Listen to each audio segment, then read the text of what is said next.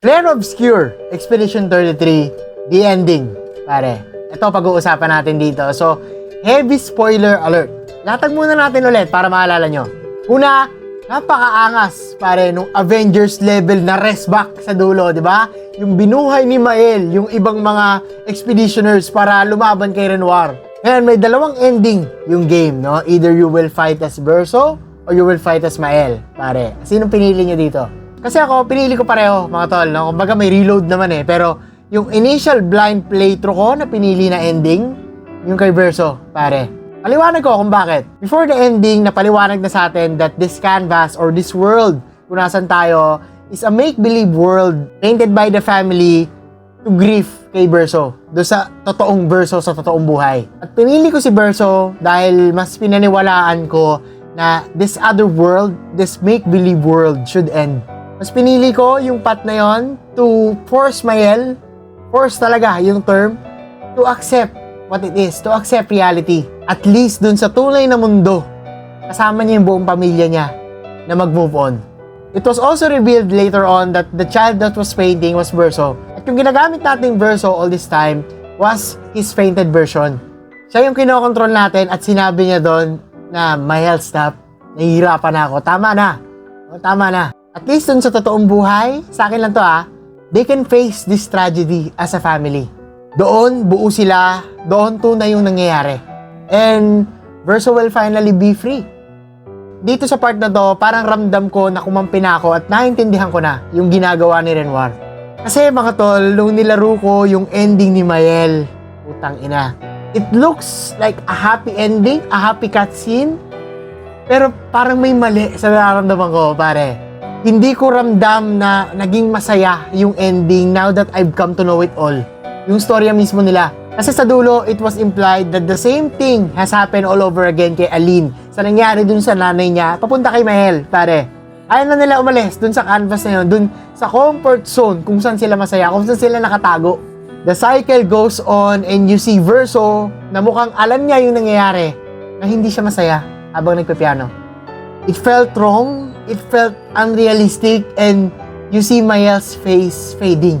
Just like what happened to Aline. Ganun siya. The cycle of grief just continues kasi walang gustong humarap dun sa katotohanan na masakit na nangyari.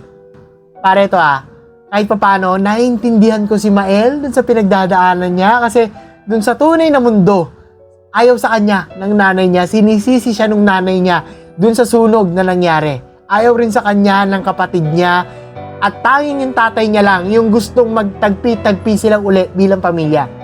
Sinabi rin ni Mael dun sa canvas, non-verbatim na it's here that I'm happy. It's here that I can only feel that I'm alive. May ganun may ganung sentiment na at dun sa tunay na mundo, patay siya dun. No? Patay siya dun kasi yung mukha niya sunog din, hindi siya masaya dun sa nangyari, dun sa aksidente na yon.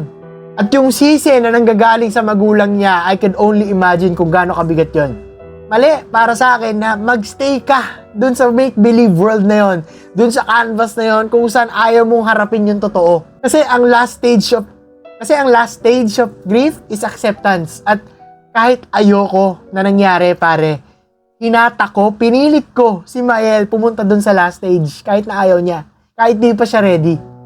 Hindi ko siya pwedeng puwersahin na pumunta agad dun sa acceptance stage na kagaya ng gustong gawin ni Renoir kasi hindi ganun yung pag-heal Diba? Hindi ganun yung pag-accept agad-agad. Kaya diba natatandaan nyo, meron silang usapan ni Renoir na trust me, father. Matatapos din to. Kasi hinayaan niya na si Mael bago yung laban nila kay Verso. Bumitaw din si Renoir kasi si Aline hindi na nakabalik pero si Mael pinagkatiwalaan niya one last time because of her words. Dito may mga kasama ako, dito buhay ako, dito may kaibigan ako. Yun yung sinabi ni Mael, non-verbatim na. At hindi ko rin basta pwede baliwalain yung buhay sa loob ng mga tao sa canvas. Yung buhay ni Ciel, yung buhay ni Lune, di ba? At makikita mo yung mukha ni Lune na hindi siya masaya sa ginawa mo kung pinili mo yung ending ni Verso. Ganun siya pare, no? Ganun ka babaliwin nung laro. Walang happy ending, parehas may bakas, parehas may maargabyado, parehas may masasaktan, pare. Ganun kaganda yung writing nitong game na to. Putang ina. Yun lang interpretation ko dito, pare, no? Walang tamang ending, walang tamang sagot. Kasi yung tamang sagot dito sa tanong na to ay yung naging playthrough mo sa naramdaman mo during your playthrough. Yun ang pinakatama. Hanggang ngayon, pare, pag iniisip ko yung ending, natutulala pa rin ako sa nangyari.